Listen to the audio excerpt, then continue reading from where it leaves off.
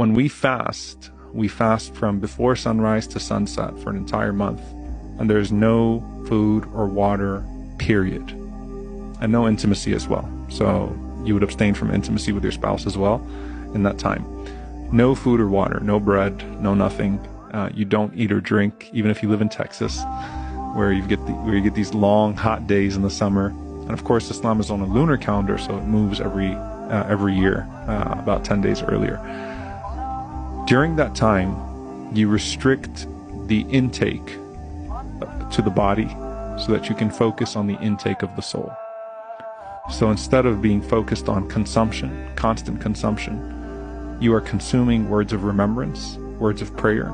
You're to be hyper conscious of not doing anything that would spiritually validate your fast, just as you would physically. So just like you won't eat or drink, you certainly won't engage in sin, though you shouldn't engage in sins throughout the year, but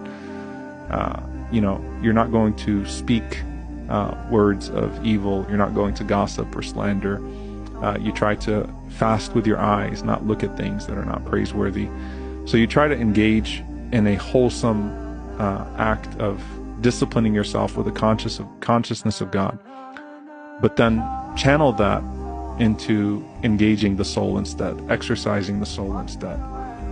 And what you'll find with Muslims in this act of God consciousness, where they reduce the consumption, is they become far more grateful for the blessings of God, because throughout our lives we just take sips of water, we eat what we can, we snack. When you're abstaining from that, you become so much more grateful for that sip of water, so much more grateful for that bite of food, so much more aware of the one who provided those blessings to you, so much more aware of those that don't have the same access to those blessings that you have. So you also develop a sense of empathy for the poor that don't have access to those blessings on a regular basis, that can't help but fast. And on top of that, again, spiritually, you are engaged in extra reading.